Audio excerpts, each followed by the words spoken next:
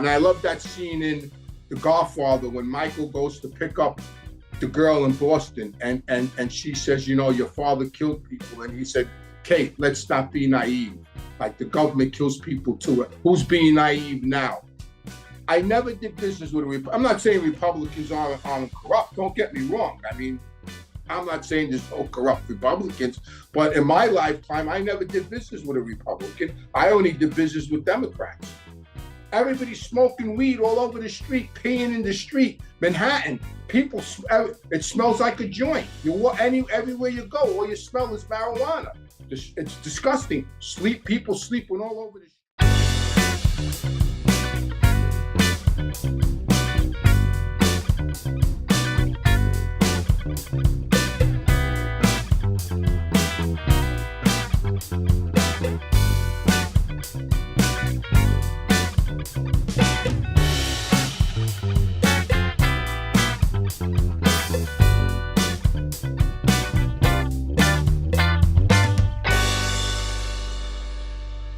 Hello, everybody. My name is Anthony Ruggiano. I want to welcome everybody again to Reform Gangsters. And please, if you like my content, please hit the subscribe button and ring the bell. And also, please become a Patreon member. Get access to all my content, ask questions, learn about Mafia history. And, you know, it'll be my pleasure to answer all your questions. So please become a member. You know, I say this all the time. You know, I don't want to really get involved in politics. But how could you not in this day and age? How could you not? You know, like, how could you not when the sixth family is running the country, the Biden family, that's, to me, is the sixth crime family. You know, there's 5 families. Well, now there's 6. It used to be the Corleone family was the 6th family. Now it's the Biden family. There's the 6th family. And, you know, and for me, it always goes back to common sense. You know, it always goes back to common sense. Like when I make a decision, common sense always plays into my decision making. When I got out of prison in 2004, so I never had a legitimate job in my whole life until I got out of jail in 2004. Then I had to get a legitimate job because I was on supervised release and I was living in a halfway house. So I had to get a job. I had to go to work for my father-in-law in a tuxedo store. And I had to start dealing with the legitimate world. You know, I had to get a cell phone. I had to go through, you know, picking up the phone, calling up and talking to people, cable. You know, I had to do everything that I never had to deal with because, you know, I never had to deal with the legitimate world. Because when I wanted cable, I got a Zap cable box. When I wanted a phone, I got a Zap cell phone. I never dealt with corporations. I never dealt with people over the phone. I just called up my friend, hey, listen, I need a cable box. And the guy came over and he rigged it up. I need a cell phone. Every month the guy came, he's at my phone. You know, so, you know, those are just little things. I never had to deal with any of that. So now when I got out in 2004, I had to see a psychologist. I don't know, part of my supervised release thing because my drug history background, whatever. So the guy asked me one day, what am I finding the hardest to deal with in society? He asked me, I had to go to his office and he asked me, what do I find the hardest to deal with in society? And I looked at this guy, and I don't mean this disrespectfully to anybody out there. And I looked at him and I said, now here I am, I'm 53 years old. I have my first legitimate job. I said, and I've been in the street mobbed up since I'm 16. I said, what I find the hardest to deal with is the incompetence of the legitimate world and the lack of common sense. I said, that's what I find the hardest. I says the lack of common sense and the incompetence of people. I was on the phone the other day, I told him for 40 minutes with a person about cable. They didn't know what they were doing. I said, they're so incompetent and nobody has common sense. I says, that's why the mob thrived, because not only were we intelligent, we just were dysfunctional because we killed people, but we were intelligent and we had common sense. And today, when I look at the news, common sense tells me that hate, pure hate, is driving the left. It's got to, you know, that way, you know, there's no other way to put it. They hate this guy, Trump. They hate him. No matter what, they hate him, they hate him, they hate him. And this Biden and his son and these people could just do whatever they want. And they're doing it. They hate this guy so much now. They want to put him in jail. They want to put his kids in jail. And common sense tells me if that was Trump's son, or Trump took all that money like Biden's doing, or Trump behaved like this guy went to Hawaii and fell asleep. This guy went to Hawaii and was talking about him losing a 57 Corvette when little kids got burnt alive. If Trump ever did that, they would have crucified him on the cross if he ever did that. That's common sense. There's nobody could tell me that wouldn't happen. Nobody on the left could tell me that wouldn't happen because they just hate. They hate, they hate, they hate. It's all about hate. I says, and that's what it is. It just comes down to me, common sense. When Trump was the president, forget about his personality. Listen, I could understand people disliking him personally because sometimes I dislike him personally. I think he should have kept his mouth shut 2 years ago when he ran against Biden. I think he stepped on his prick with his mouth. He should have just kept quiet. People, because I know people that voted for him against Hillary Clinton and didn't vote for him and voted for Biden because of his behavior, not because of his policies, because of his behavior. And now they're paying one person. My friend called me and apologized to me that she's so sorry she voted for Biden. But the only reason why she voted for Biden is because Trump's behavior turned her off, not his policies. So now let's put all that on the side. So what I learned in the mob, what I learned through my father, being a wise guy, was common sense. What's better for me?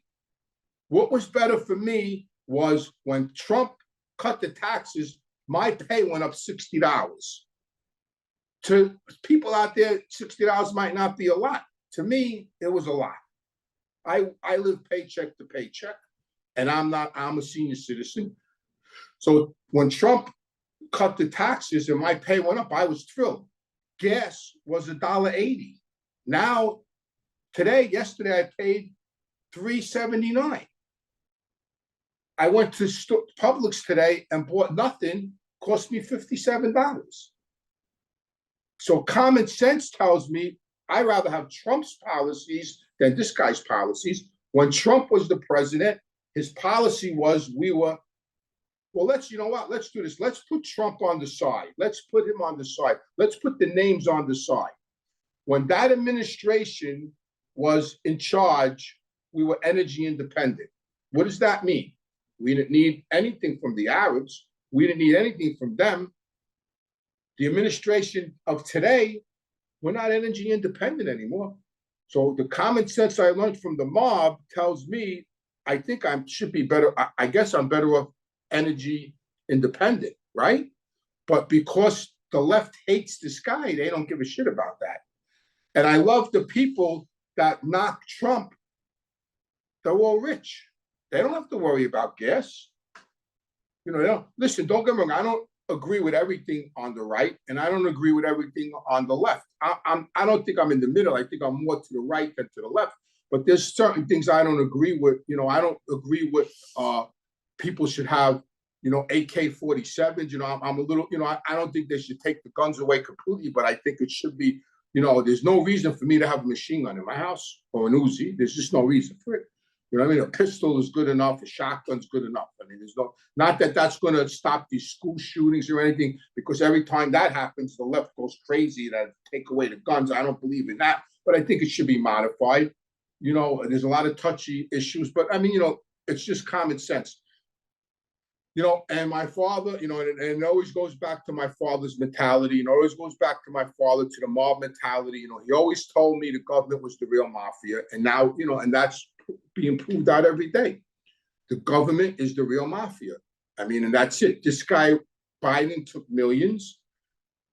They want to get rid of Trump and all his friends. They want to get rid of them, get them out of the way. And that's the mafia. That's the real mafia. The only thing they're not doing that the mafia did was kill people, to my knowledge. That's the only thing they're not doing, is killing people. And I guess if they could do that, they probably would do that again too, because that's what they did in the past. They killed people, So, and I love that scene in The Godfather when Michael goes to pick up the girl in Boston, and she says, you know, your father killed people, and he said, Kate, let's not be naive. Like the government kills people too. Who's being naive now? He told her, you know, like powerful men, you know, like, you know, like, come on. Like, so that's what's going to, who's being naive today? Who's being naive today?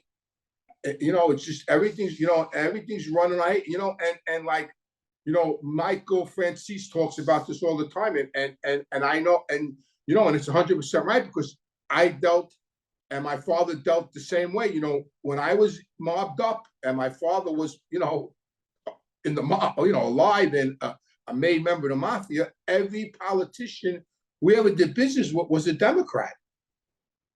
My whole life, and Michael says it all the time. Every politician he ever did business with was a Democrat. You know, Meade Esposito, people Google the name. Meade Esposito was one of the most powerfulest Democrats in the world. And he was directly with mob. He was, I believe he was with the Colombo family. I believe he was with Michael's family on record with them. I mean, my father, his sister, Meade Esposito's sister, owned a restaurant in East New York. I used to go there with my father to see Meade. Meade Esposito hung out in there. He was a powerhouse Democrat. Meade Esposito. Tony Sadowski, another Democrat we did business with. I bought a vending company off him, off Tony Sadowski. Tony Sadowski used to come to us because he had vending machines and kids used to break into them. He was a Democrat. He would come to us to go protect his machines. He didn't go to the NYPD. He came to us. I never did business with a Republican. I'm not saying Republicans aren't corrupt. Don't get me wrong. I mean, I'm not saying there's no corrupt Republicans, but in my lifetime, I never did business with a Republican. I only did business with Democrats. So, you know, moving forward with that, really, you know, the policies of Trump are the only thing that's going to straighten out this country again. The policies of the Republicans, and now they're weaponizing the Department of Justice to get this guy out of the way. Because maybe Biden or whoever, I don't even know if Biden's going to run for president. I mean, the guy can't even keep his eyes open. The guy can't even talk a sentence. The guy, come on. He's not the president. They just pop him up there. And his wife, what is his wife always doing?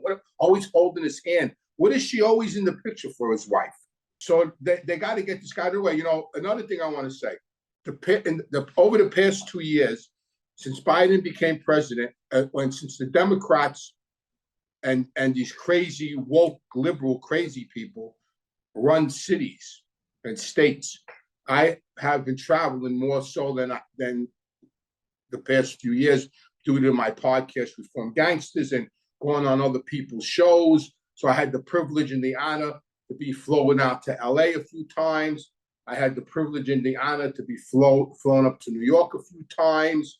You know, I went out to Arizona, as everybody knows, to do Sammy's show, which will be coming out very soon. I'm looking forward to it. And let me tell you something. LA is a shithole. New York, Manhattan, New York, my old neighborhood, Ozone Park, is a shithole. Arizona, the border, there's no border. People just walk right in. It's a beautiful state, but there's a lot of trouble there. But the state where I live in Florida is beautiful. It's beautiful. And I'm not saying that that's the truth. It's beautiful compared to LA. I couldn't get a toothbrush in LA. I had to go get a guy to open up the thing because the toothbrushes were locked up. I had to get somebody in Walgreens to go open up the thing. I needed a toothbrush. I couldn't get a toothbrush. Everybody's smoking weed all over the street, peeing in the street. Manhattan, people, it smells like a joint. You walk everywhere you go, all you smell is marijuana. It's disgusting. People sleeping all over the street. I went to Yankee Stadium to a ball game. People I never saw such thing. People outside Yankee Stadium, up and down Jerome Avenue, smoking joints. I told the people I was with, what's going on here? There's little kids here walking into the game. They got to walk through clouds of marijuana smoke. When did this all become okay? When did this all become okay? They're giving out needles and machines. They got vending machines where you could get a crack pipe. When did this become okay? This ain't happening in my state. Because why? Because of DeSantis. Listen, I'm not saying I'm not, you know, I like DeSantis. Listen, if he does become president and he runs the country like he runs Florida, we're going to be okay. And there we go again. You know, with me, through being raised by my father, who raised me with common sense, because of my travels, tells me that it's better here than there. So I rather have a guy like DeSantis run the country than a guy like Gavin Newsom run the country, because California is in a shithole and Florida isn't. And that's just common sense. And I learned that through being in the street, because listen, in the mob, it's life and death. It's not like you're going to get fired. Like if I go to work tomorrow and I make a mistake, I get fired and I go on unemployment. In the mob, in my day, not today, today's a different story. I'm talking about in my day and my father's day, when you made a mistake, you could get a bullet in the head. So common sense keeps you alive. Common sense keeps you alive in the street. And that's why sometimes I tell my daughter that I have so much common sense, it drives me crazy. Common sense keeps you alive. And so common sense tells me that I should vote for anybody that runs against Joe Biden. That's what common sense tells me, because I'm taught I want to pay $1.80 a gallon again. You know, that's, you know, I just want to tell one quick story before I end, you know, because I always like to, you know, I want to talk about current events and everything, but I always want to tie it into, you know, my upbringing and the mafia, you know, American mafia, because, you know, that's you know, that's how I was raised. And, you know, and it's so crazy that the things my father told me are playing out today, like with how the government is the mafia. So my father, years and years and years and years ago, I don't know, something came up about the founding fathers. My father had a lot. He had no education. He was like a 6th grade dropout, but he was very intelligent and he had a lot of common sense. Very intelligent and a lot of common sense, you know. And we were talking about, something came up about the founding fathers, and he says to me, "Listen, let me tell you something about the founding fathers." He goes, "Let me tell you what really happened." He told me. He says, one day, now this is coming from Fat Andy, a made member of the Gambino family. Everybody remember that, right? Everybody keep that in mind. Out there that's listening to this video. He said, one day in Philadelphia, in the back room of this pub, George Washington was there, John Adams was there, Thomas Jefferson was there, Alexander Hamilton was there, and he's naming a couple of the ones that he knew, the founding fathers that he knew. He goes, and they're in this back room and they're drinking beer. He said, and one of them turned around to the other one and said, "Hey, why are we sending this English bastard all this money when we could keep it for ourselves?" He goes, and they started a revolution.